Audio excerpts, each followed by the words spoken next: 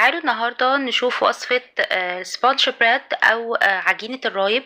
هو خبز إسفنجي، ممكن نحشيه من جوه جميع الحشوات، شوكولات أو تمر أو جبنة، وممكن نخليه سادة كده. أنا النهاردة عاملاه لكم سادة.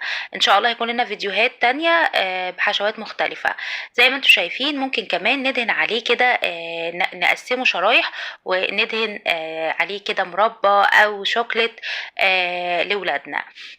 بصوا، انا اول حاجه كده حبايبي عملت، دخلت الدقيق. الكميه اللي انا استخدمتها كانت كوبايه، عليها نص معلقه من الملح ومعلقتين من لبن البودره ومعلقه من الخميره الفوريه ونص معلقه من البيكنج باودر.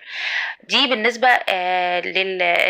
يعني ايه الحاجات الجافه اللي هي المقادير الجافة. وهنزل كمان عليهم بمعلقة من السكر. تمام.